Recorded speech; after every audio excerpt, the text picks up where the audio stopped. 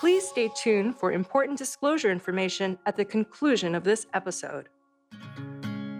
Hi, and welcome to The Long View. I'm Christine Benz, Director of Personal Finance and Retirement Planning for Morningstar.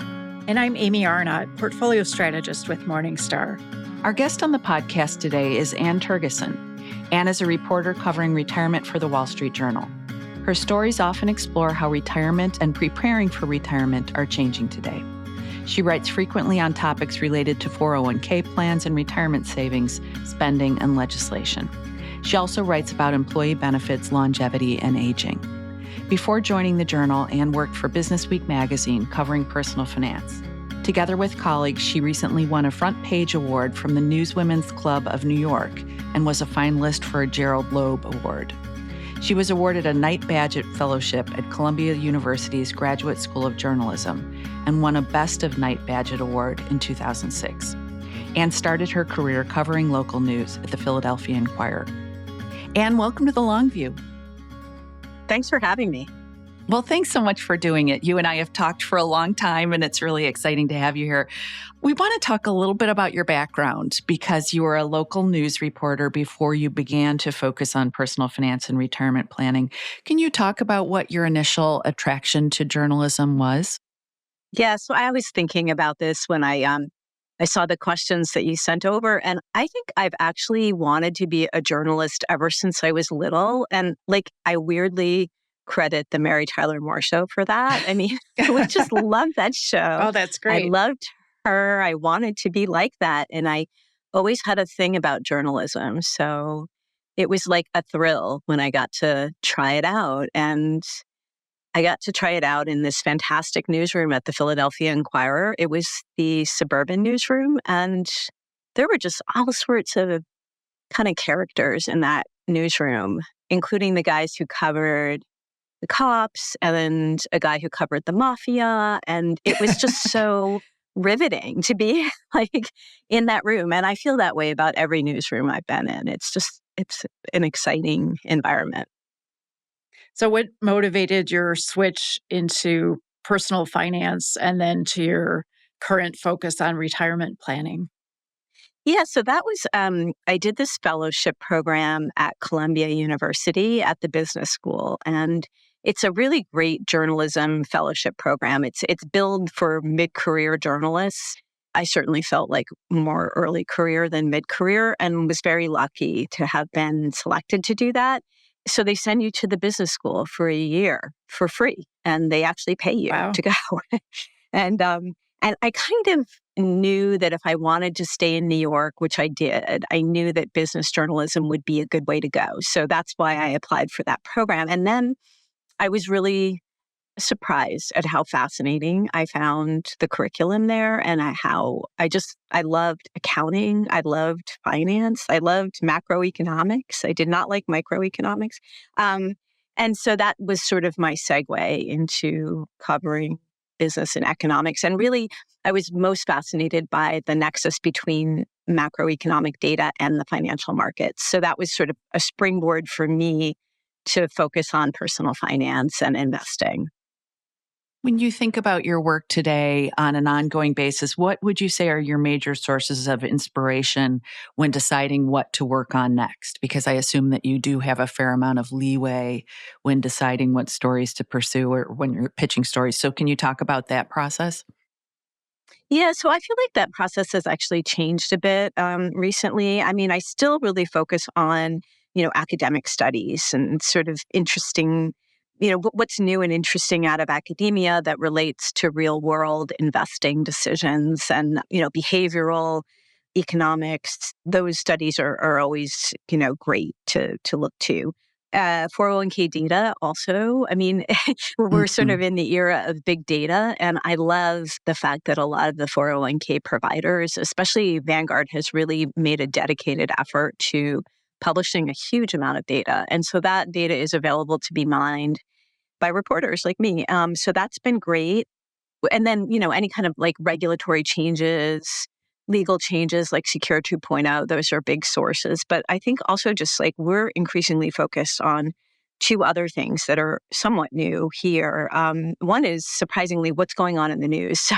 So for example, we published this week an article about the financial disclosures of JD Vance and Tim Waltz and what we can kind of learn about them as investors, which may or may not shed any light on them as people, but it kind of does actually. So that's, very much like in the news. So we're very focused on, what are the broader news stories and is there a personal finance take on those?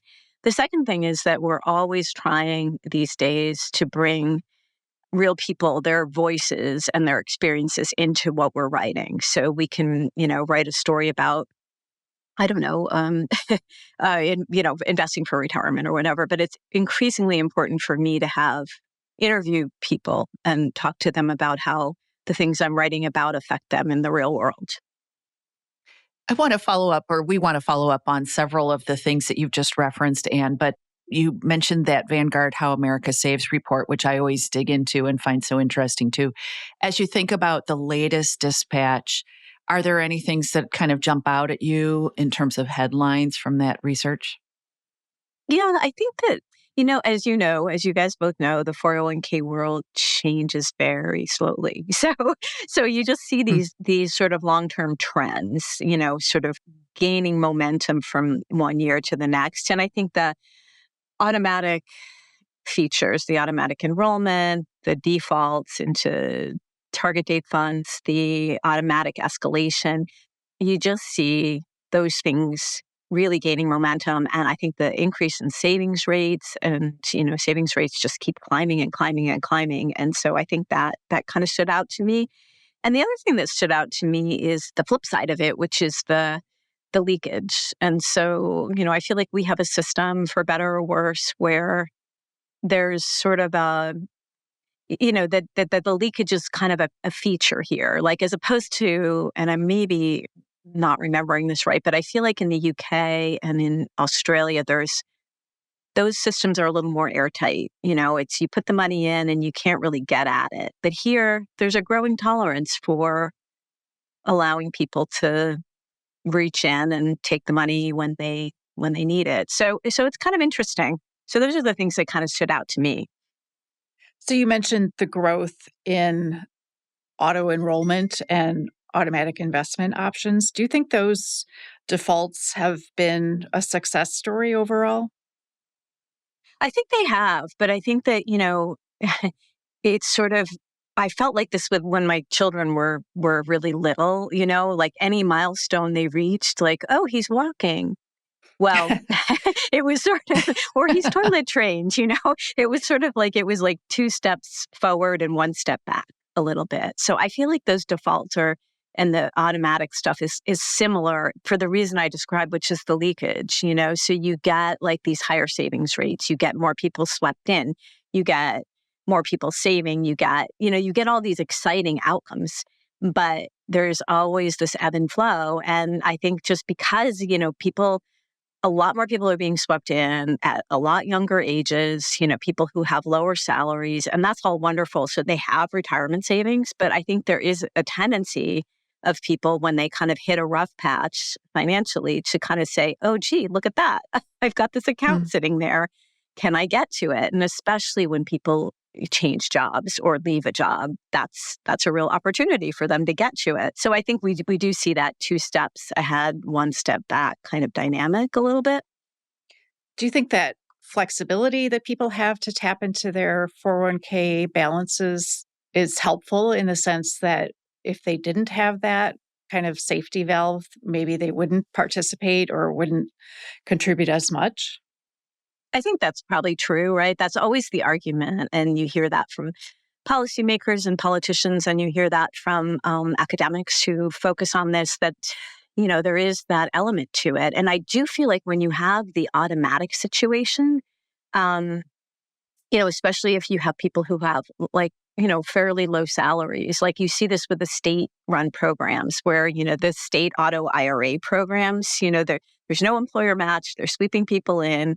Often these are people who have fairly low paying jobs. And so it is a little bit of a benefit to them to being able to tap that account when they have a financial emergency. I mean, I just remember back when I was in my 20s and what if I needed a new set of tires or whatever, it was like, I had to be pretty disciplined to weather those storms. And I do remember, borrowing money from friends. So I think, I think that it's helpful to people to have that as a sort of a pseudo emergency fund at times. Yeah, I remember back in my 20s when I was first starting my career at Morningstar, there was a real trade off, because obviously I wanted to contribute as much as I could to the 401k. But, I wasn't making that much money to start out with. So it was, sort of like every percentage increase in my contribution rate, I would definitely feel it and had to think about, what would I do if I have to make a large purchase or something like that. Yeah, absolutely. And I wanted to ask about the system more broadly because you referenced the fact that there is this leakage. People change jobs a lot. I read that the typical worker has like 12 jobs in his or her lifetime. And it seems like among younger workers, that job hopping is alive and well. So I guess, as you step back and think about it, and I know you're not a policymaker, but does it make sense to have our retirement plans tethered to our employers in the way that they are? Yeah, that's a really good question. I mean, I feel like, I periodically I'll write stories where I interview people who are sort of experts on our retirement system and say, like, if you could do anything here, what would you do? And I feel like a lot of times the answer is if we could start over from scratch, then it might make sense to do something that's more like the Australian system or, I'm not an expert on that, but I think the idea there is that you just have this one account and as you change employers, the money continues to feed into it, but just from a different source, right? And so it kind of sticks with you throughout. And I believe they have fewer opportunities to take money out and maybe even not any. So, I mean, a system like that, I think, it probably makes a lot more sense in an era where we do have this incredible mobility in our labor force system. However, I don't think we really have the opportunity to go back and redesign it from scratch. I think we kind of have what we have. And I've become like increasingly kind of aware of the political factors in this country and how they influence our design of these benefit programs. And I just think that there is this real faith in the private sector in this country. And so the idea that you could have some kind of centralized, almost like government not necessarily government run, but government backed, centralized system where you have one account. And I feel like people in this country are very, very skeptical of that. So unfortunately, I feel like we kind of have what we have and it does have imperfections, but building off that has proven to be pretty successful for those who have access to retirement plans at work, which is, not everybody. Thinking about that idea of, sort of the way I've heard it described as kind of like a thrift savings plan for the masses. And the thrift savings plan is the plan for federal government workers that's, very minimalist, all index funds. I've heard that idea floated as a possibility, as kind of an alternative to 401ks. Like if you work for Microsoft and they field a gold plated 401k, by all means, you can stick with it. But this other plan would be an alternative if your home team's plan was crummy. What do you think about that idea? I feel like there's some enthusiasm among researchers who I talk to for that sort of thing.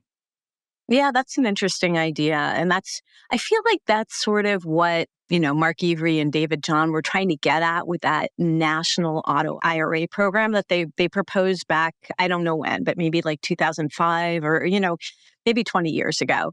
And that I think it has a lot of merit. Now, obviously, we're seeing a lot of states kind of step up. And because we don't have I guess, the political backing to do a national program like that, you know, some states are kind of adding their own programs to that effect, as you guys both know, California, Oregon, Illinois, and a bunch of others, increasing numbers. So that's kind of interesting and admirable, but it definitely, a state by state approach leaves this sort of patchwork effect where, some people have access and others don't. So I think there would be a lot of merit to doing something like that if we had the political kind of backing to do it. And, as you alluded to, there are also a lot of workers out there who don't have a company retirement plan that they can contribute to at all. So, have you seen any other innovations that might help this problem? Yeah, I mean, I do think, you've got the examples in the UK and Australia where it's sort of like everybody in the pool, and they have like mechanisms to make this mandatory, and that's what happens. And I think in Australia, actually, I mean, maybe correct me if I'm wrong, but it's something like a 12% savings rate or maybe 15%. It's high, the combination of the employer and the employee. So, I feel like ultimately something like a national auto IRA program might be a good idea for us if we really want to ensure that everybody has access. I mean, of course, there's a lot of people who dispute that everybody needs access, but that's another whole issue. But it does seem like it's a benefit to people to save, whether they end up using it for retirement or for emergency savings. It seems like there's a benefit there. Right. I guess if you were, a lower middle income person, but you were still able to consistently contribute to a traditional IRA or a Roth IRA, as long as you started early enough and were consistent, you could end up still in a pretty good place. Yeah, I would think so. And then, I think there's also the issue of if you're a lower income, person who is sort of permanently at that lower income spectrum, then it might be really helpful to have a pot of money for the kind of bumps along the way as well. So, Hmm. I've concluded, though, that payroll deductions are just incredibly powerful as a mechanism, just to the extent that you can remove frictions, make it as painless as possible. It seems like people really respond to that. So, wanted to ask about the defaults that are part of plans. You recently wrote that default savings rates in 401ks are going up. Can you talk about why that's happening and also whether there are any potential negative side effects? yeah, I do think that that's happening in at least in decent part because of auto escalation programs that, where you get automatically enrolled at, say, 3% or 5% of pay. And then every year, the plan automatically bumps you up usually by 1 percentage point. So you just kind of ride that escalator up. And over time, it's interesting because, like, I think maybe over 10 years ago, I wrote an article about how in plans that did not have automatic enrollment, where, plans that left it up to people to enroll themselves and choose their own savings rates, you ended up with higher savings rates than you did with the automatic Mm. enrollment, where you started at 3%. So that was definitely, there was evidence there that when people were swept in under automatic enrollment, even if left to their own devices, they would have enrolled themselves at a higher savings rate. They just stayed at 3%, which is Mm. exactly sort of what automatic enrollment banks on, is this inertia that people have to not mess with it, right? Just to go with where they're put. So anyway, so it's kind of interesting though now. What you see when you look at savings rates in plans with automatic enrollment is that they're actually higher than in plans that don't automatically enroll, where people choose their own savings rate. So I think that's a big statement about the power of automatic enrollment over time and combined with automatic escalation to get people to higher savings rates. So that's all very positive. I do think that the negatives are, number one, for people who are swept in and automatically escalated, who literally aren't paying attention and are very hands off. I think there is some evidence that some of those people take on more debt. And often it's mortgage debt. It's the sort of positive side of debt. But, maybe not always. It could be possible for people to run up higher credit card bills because they're saving more aggressively in the 401k without even realizing it. So that's sort of one negative. And then, another negative is that, for people who might have chosen a higher savings rate on their own, maybe it causes them to save less than they could have. But, as I said, the evidence seems to be that that's happening less and less over time. As part of your work at the Journal, you and your colleague Veronica Dagger have collaborated on a series of profiles about real world retirees with a variety of asset levels, and I found those profiles just fascinating to read. How do you find those people and get them to agree to be profiled and, open up about their financial situation? So for the first two that we did, the first one was just this monster hit. It was like, it was really a big revelation to us. And I should give my editor, Jeremy Olshan, a lot of credit because he was the one who kind of identified this as, hey, let's just try it. Let's see how it goes. And it was really, really successful. So what we did was we looked for four people who fit into a certain category. Like the first one was four people who retired on about $2 million. I think the second one was 1 million. And since then, we've done a lot of different permutations. Like we look for people who are retiring, living on boats or RVs, living abroad, single women. So all sorts of different categories. And the first two that we did, it was really, really hard to find people. Because like you said, these stories, people have to be willing to really open up their financial lives to us. How much do you have in, retirement accounts? How much do you have in brokerage accounts? How much, income do you have? Social Security, et cetera.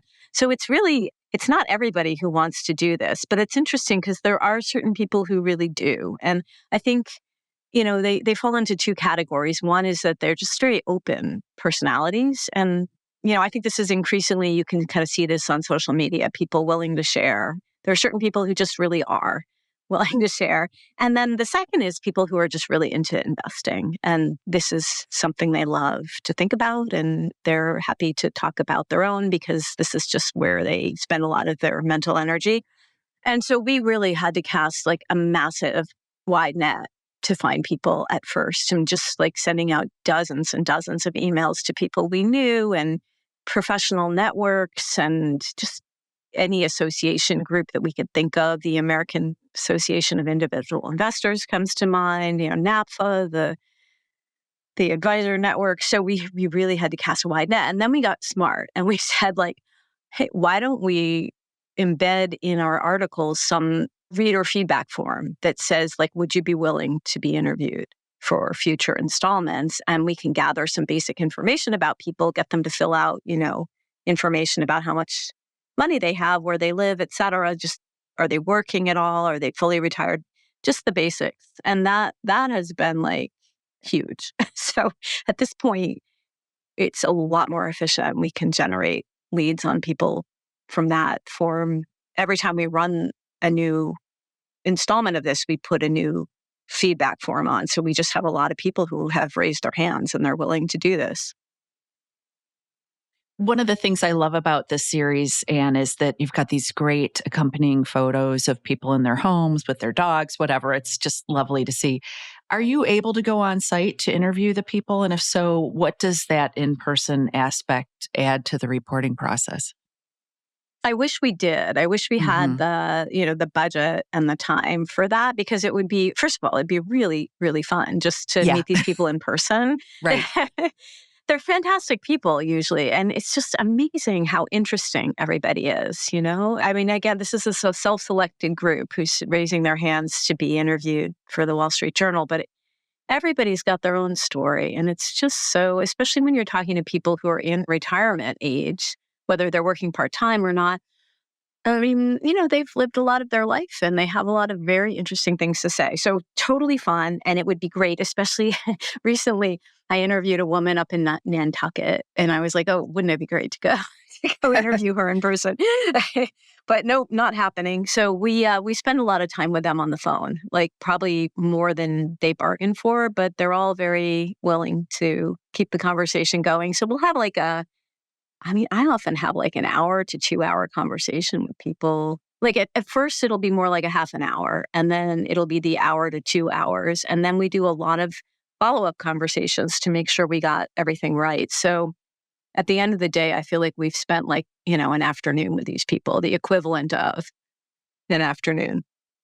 Have the interviews sparked ideas for things that you should be working on? Like, oh, I should follow up and do an article on X beyond this profile that you're doing of the specific investor. Have you gotten story generation from this?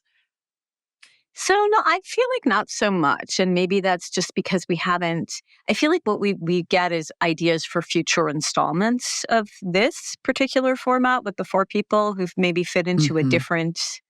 So not as much as you'd think. We did do one on regrets, and that was a little bit sparked by this. And it's not because these people tend to have regrets. In fact, I find generally they don't. But just, sort of thinking through that aspect that a lot of them bring to the table of looking back on life and kind of thinking about, where they've benefited and, lessons that they've learned. So that kind of sparked that thought. But otherwise, I can't think of any great examples. And you've said that one thing that has really jumped out at you from doing the series is just how happy people are in retirement, even when they don't have a lot of financial assets. Can you talk about any common threads behind what makes people happy or, things that tend to make people more successful at thriving in retirement? So it's interesting because, like, I was, you guys maybe are more aware of this. I was not aware of a lot of the academic literature in the field of psychology, the literature on adult development. So, I feel like we're very good at understanding that across the early part of the lifespan, there's a huge amount of development that occurs. I mean, most obviously, the physical growth that occurs, with children and even into the 20s. And then there's, the period of childhood and adolescence. And, we're very good at understanding that developmentally people change over time. But I feel like where I never really understood is that people continue to grow and develop in adulthood. And, you go through these different phases of life. And there's a lot of like academic literature that shows that over time, people become more positive, more glass half full. Their life satisfaction tends to grow. They tend to focus more on the things that really matter to them, whether it's the friends and family members that matter to them, the activities and pursuits. They just sort of pare down their life a little bit to the things that they really want to focus on.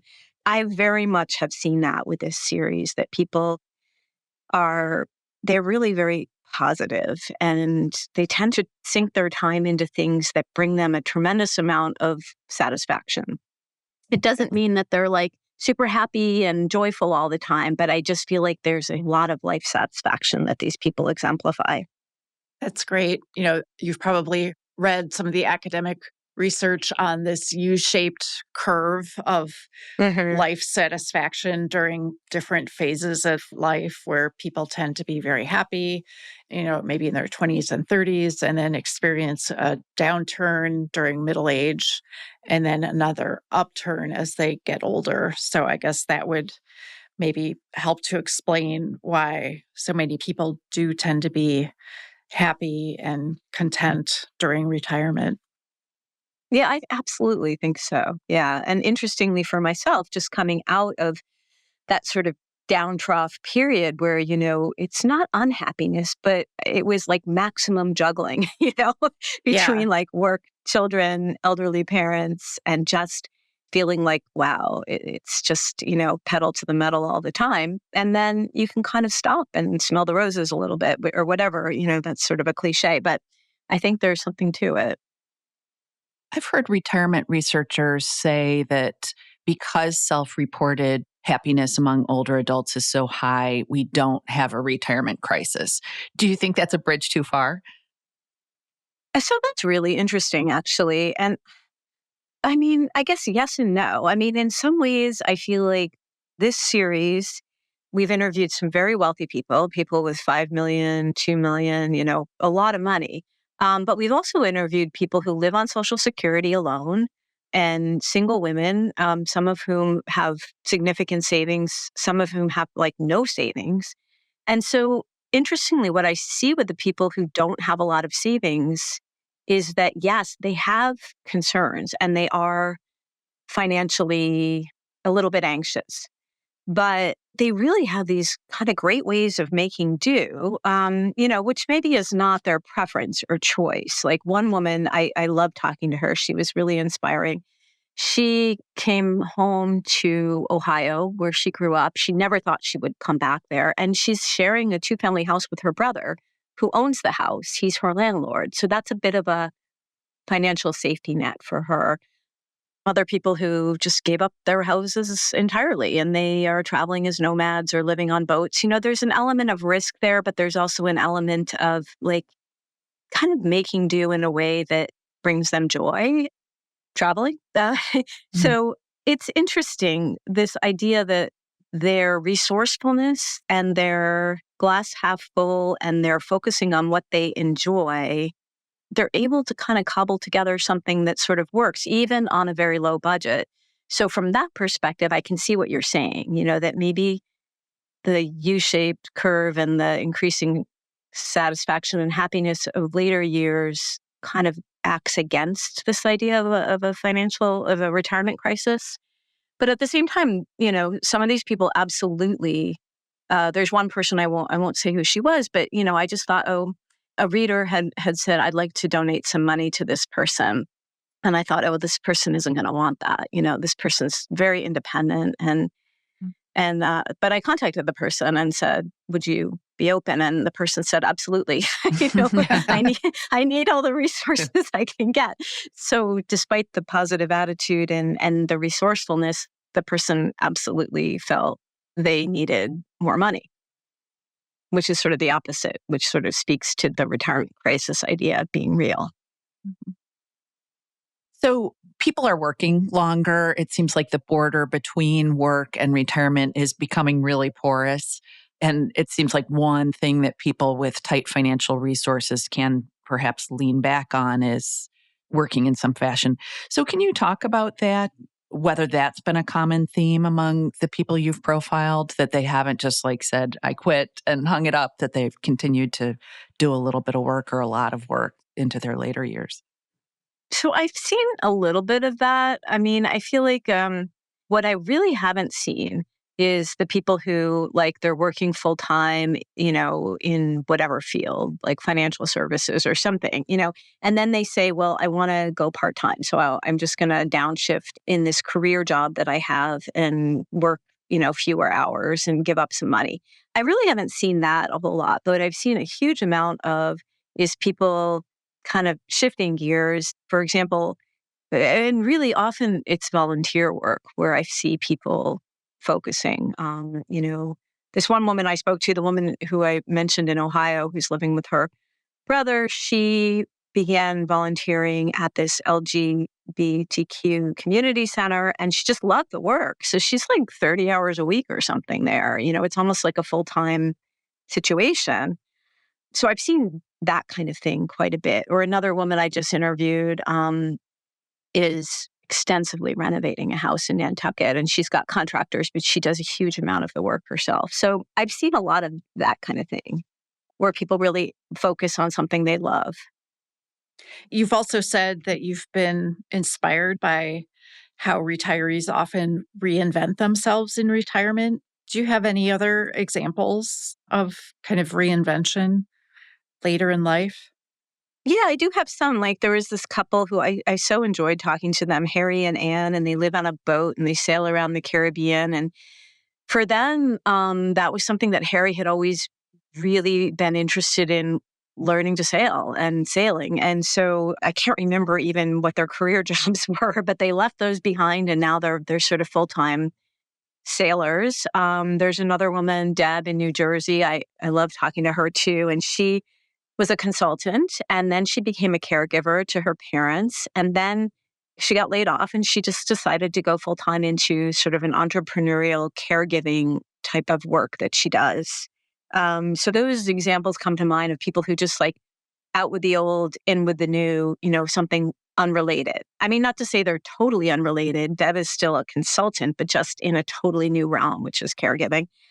But I think the more common thing is people building on old interests or even career interests, but in whole new ways. Like there's this one doctor I loved who I spoke to.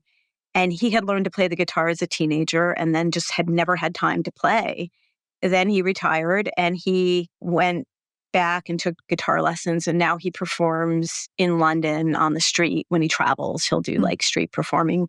So that's like a sort of a reinvention. But at the same time, as a doctor, he has really doubled down on a lot of like medical related pursuits. Like he volunteers at a clinic in rural New Mexico to help the one and only doctor there get some time off.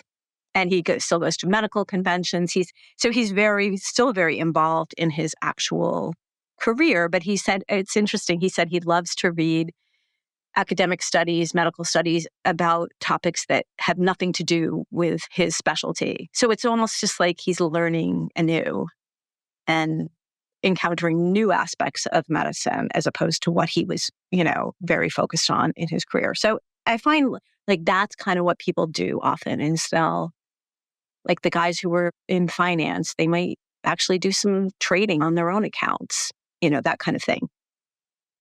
So those are all really inspiring stories. But how about the pain points for people in retirement? You mentioned obviously scarcity of resources is a huge pain point, but are there any other specific aspects of retirement that you found that people struggle with? Yeah, I think that for people who aren't yet 65, health insurance is a pain point. Mhm. Most of the people I've spoken to who retire like around age 60, they tend to have a lot of resources. They have a lot of savings. So they can kind of afford it. But at the same time, I feel like they're a little bit shocked by how much it's costing them to either continue COBRA or to do Obamacare. I think property taxes in high tax states, I mean, Yes. one really powerful, yes, she says, sitting in Illinois, yeah. Me in New York. Right. Our first couple of installments, we started to notice that like a lot of the people we were speaking to as prospects had moved from high tax states like New York to specifically North Carolina. We're like, what is it with North Carolina? Mhm. And then we talked to them about their property taxes. It was like, one guy who told me he left New York in 2015. He was paying probably almost $20,000 a year in property taxes in North Carolina for a much bigger house, like on the seacoast. He was paying like, I can't remember, like 3,000-4,000 a year. Wow. So yeah. Yeah. And Insurance it's costs. beautiful in North Carolina too. Yeah. Yeah. And he loves, being out in the water and his lifestyle. His grandchildren were down there. He was having a great time. So I think those are the pain points. Yeah. Yeah. One of your recent pieces in the series looked at retirees who are living off of income from rental properties. What were some of the key takeaways from those conversations? Yeah, I think some of the key takeaways for me, and I've seen this in my own life because my sister and my brother-in-law have a rental property. I feel like it's a lot of work. There's this sort of idea that people have that they can just kind of scoop in, buy up, a house or, and just turn it into rental income. But I think that where it often works best is when you have people who have the skills. My brother-in-law, for example, he's a contractor. He sort of does a lot of different kinds of work, but he has a lot of contracting skills. He can go in and if there's a problem, he gets a call and, he has to go fix it or find someone who does it. So I think it's for people who have the expertise. I think it's a better risk reward for them. Or, for example, there's one guy I spoke to who doesn't really have those skills, but he's willing to pay. He will pay. Mhm. He will pay property managers to do this for them because I think there's a lot of time and work that has to go into some of these properties, into refurbishing them sometimes, keeping them competitive in terms of market rents and getting those calls in the middle of the night. Also dealing with like tenants who just maybe they don't pay the rent. Maybe they just up and leave and don't give you adequate notice. And so I think there's a lot of risk involved in that as well as the risk that we all know of in the stock market. So I think it just depends kind of what makes you more comfortable.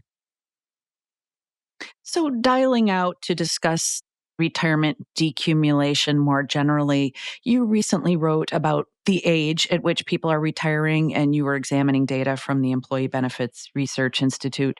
What are some of the key trends there? Yeah, so I found this, I've covered that Employee Benefits Research Institute study for years. And the great thing about that study is that I think it has been going on since like 1990 or something. Mm-hmm. And they ask a lot of the same questions year to year. So you get this like directly comparable kind of data points. And over time, I just started noticing like everybody says they want to retire later than they do on average. Um, so that to me, that was kind of interesting. And we turned that into an article that really resonated with readers. And I think that data shows like people want to retire at, say, 65, 66, but they really are retiring more like 63. And often, people speak to these unexpected things that happen, whether it's layoffs, often it's health issues, whether it's their own health or somebody else's health, and they need to provide caregiving. So I think that's just a very, very persistent, common trend over time. Even over those years since 1990, we have seen the US retirement age go up. But often I think people are maybe a little over optimistic about how long they can continue working. So, one topic that has come up frequently on this podcast is how difficult it is psychologically for people to switch from saving to spending. Is that something that you've encountered in speaking to actual retirees? Absolutely. I think for big savers, that is a huge thing. And I think some of it, it's so interesting. I think it's a habit, right? That Mhm. I spoke to one guy who retired at 60 and he had a decent amount of savings, approaching $5 million. And he said, he said that it was just, that he had just lived for so long. He'd lived very well, but he had lived relatively modestly compared to what his means would have allowed. He had a nice house, but it wasn't like the big giant house. He had decent cars, but they were, I can't remember whether they were used cars. He didn't go in for the big splashy lifestyle. Instead, he saved a lot of money. And he said when he started his retirement, he spent a huge amount of time running around comparison shopping and just looking for like the cheapest paper towels and then a couple months into this, he just thought like, this is ridiculous. He's like, this is making me miserable. I can't pinch every penny. I have to have some faith that, that I've saved adequately. And so luckily in his case, he really did. Same thing with a guy I spoke to recently who has a real estate portfolio that is worth, approaching $10 million, I think. He said it just was a habit. And he and his friends would sit around and they've sort of had conversations like that where they're sort of coaching each other on how to let go a little bit and have more fun. And he's now starting to travel more, but he said it just took him time to realize that he was going to have enough. So, another dimension of retirement decumulation is just figuring out how much you can spend. You and I have talked about this, and also just figuring out how to extract cash flows from a portfolio. When you've been in savings mode and you've been accumulating, it's kind of a different problem versus the spending in retirement. I'm curious, when you talk to actual retirees, do you hear from them that that is something they struggle with, figuring out safe spending rates as well as how to construct their decumulation portfolios? It's interesting. I feel like some people have a strong preference for like income investments. Hmm. I think just because that kind of does the work for you. Hmm. So if you've got dividend paying stocks and, bonds, et cetera, they live off the income, the Social Security. If they're lucky enough to have a pension, that's kind of the way they go. Other people, I think they have financial advisors who do that for them or help them with it. And then the other people who are living off Social Security, that's just the way it is, right? I mean, it's a monthly budget. So, nobody's really coming to mind in terms of speaking to that issue of like, how in the world do I approach this? I feel like people have their guided ways, whether it's income investments or a financial advisor. I feel like they seek some kind of help often. I think you touched on this earlier, but we hear a lot about the notion of a retirement crisis in the United States. What's your take on that question? So I had that same question, which was, and I can't remember when this was, it might have been more than 10 years ago, where I was in this beat covering retirement, and I heard constantly about the retirement crisis, the retirement crisis. And, you hear a lot about that. You hear about it from academics, but interestingly, you also hear about it from industry. You hear about it from financial services companies that have a huge interest in having people save more, right? Because that's where they make their money. So I thought to myself, like, is this real, or is this something that's kind of being overblown or overhyped? And so I wrote this Q&A with Alicia Manal, who is an economist at Boston College, and she publishes something called NERI, but I forget what it stands for. But it's this like index of, what percentage of the American population isn't saving enough to be able to support their current lifestyle. And the numbers bounce around, but it's often like about half is the estimate.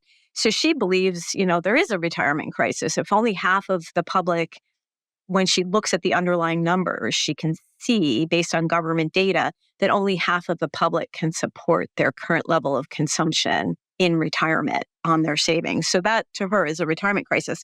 And then on the other end, I had Andy Biggs, who's a more conservative voice. He's an economist too. I think he's at the American Enterprise Institute. Not positive about that, but they both very generously gave their time to me. And we did this on email. So I would ask them each a question and they would answer on email. So we cobbled together a Q&A about whether or not we have a financial crisis. And they're both looking at the data that's out there and they're both coming to different conclusions.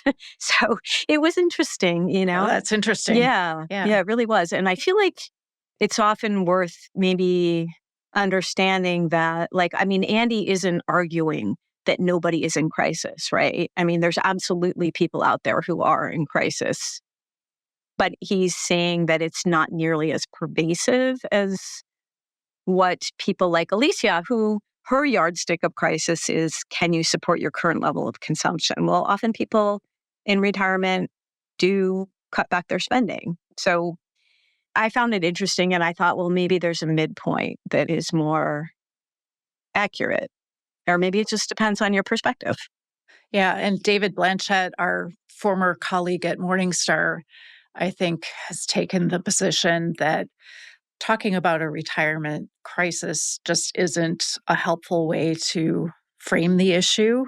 Maybe there are problems that we can address, but it kind of drifts into fear-mongering at points. And, I think just it's such an emotionally fraught topic for a lot of people that I think if you can kind of dial down the panic level, it seems like that might be helpful. Yeah, I think it's an interesting point. It's so smart. And I also do feel like when people are far away from retirement, it's just such an abstraction. You just can't even imagine it. And you also can't ever imagine having enough money. When you sort of do the math in your head and you think, okay, I need to save, whatever, $1 million or just something that sounds impossible. And one of the really interesting conversations I've had with one of my colleagues here, Laura Saunders, who covers tax, is that, as you hit, say, 50, 55 or whatever, the compounding, assuming the market goes up, starts to just really work for you in a very powerful way. And so I think it was one of David Blanchett's co-authors on some research, it was Michael Kitces, I think, who pointed this out to me, that at age 50, assuming the market, goes up by whatever, 7%, I can't remember the number, over time, age 50, you're only going to have about half of what you're going to end up with at age 65. And don't hold me to that exact number, but even at age 50, you might look at what you have and say, I'm never going to get to where I need to go. But assuming the market goes up and there's that powerful compounding effect, you will, or your odds of coming close to that are decent. So I just think that you have these numbers in your head, like I need to save $1 million, I need to save $1.5 million, whatever the number is, and it just sounds impossible. And so people get very fearful. And I'm curious, in your time on this beat, how has your perspective on your own retirement changed? I think that I still don't really think very concretely about my own retirement, which maybe is kind of a mistake. I feel like I'm finally at a point where my kids, my youngest is in college now, and I've been taking care of my parents, but unfortunately my dad died this year. So the kind of upside of being in a different phase of life is that I think will have time to think a little bit more concretely about retirement for myself and what that might look like. And I also feel like one thing that has occurred to me on this beat is I remember when I was like 40 or something and I was covering retirement and I would talk to people who were in or near retirement and be like, how did you ever figure it out? How did you ever? And one thing that I didn't understand at that point is that your perspective just changes over time. I mean, again, getting back to that adult development idea, I had this idea that you become an adult and your development just freezes in time and you have the same perspective as a 40-year-old as you do as a 50-year-old and a 60-year-old, which is not true. I feel like as you get older, you become a lot more mindful of like, what matters to me? What things do bring me joy? Where do I enjoy spending my time? Who do I enjoy being with? And you also become a lot more conscious of this idea of legacy. And I saw this with one of my grandfathers was very, very like generative. It's a weird word, but he was interested in giving back. He spent a lot of time with his grandchildren. He spent a lot of time on like community focused events. And so, I just feel like over time, some of these things take care of themselves. And I'm a real planner. So I'm inclined to be a little bit panicked about the fact that like, I haven't planned. I don't know what I want to do. I never know what I want to do, which is part of the reason why I'm a journalist, because you don't have to know what you want to do. You can kind of hop from topic to topic and interesting person to interesting person. And, so I am a little bit worried about my lack of concrete planning, but I think I also just have to have faith that over time, these things take care of themselves and your perspective changes and you sort of, your attention just naturally shifts over time. Yeah. And if you're fortunate enough to have a long life, retirement, you could have 20 or 30 years in retirement. So within those couple of decades, you might go through many different phases and interests. And, maybe you spend the first couple of years after retirement just playing golf and having fun. And, and then once you kind of get that out of your system, maybe you need a little bit more structure after the first few years. But it seems like you don't really have to have everything figured out the day you retire.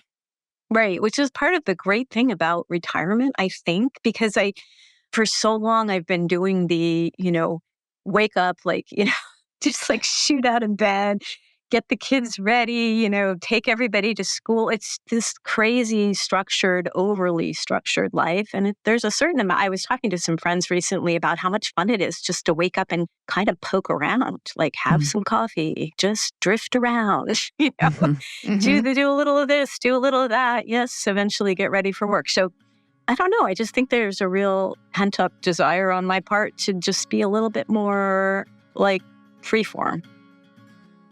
Well, Anne, we've loved spending time with you today. Thank you so much for taking time out of your busy schedule to be with us. We've really loved this conversation. Oh, thank you. It's been really fun to talk to you guys. Thanks, Anne. This has been great.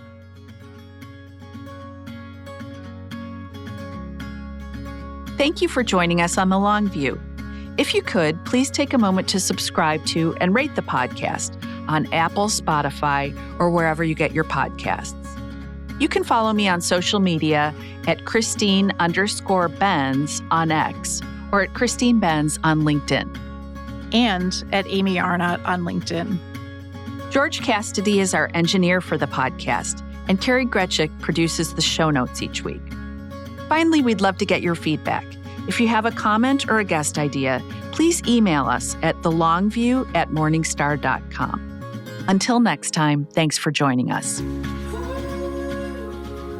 This recording is for informational purposes only and should not be considered investment advice. Opinions expressed are as of the date of recording and are subject to change without notice. The views and opinions of guests on this program are not necessarily those of Morningstar, Inc. and its affiliates, which together we refer to as Morningstar.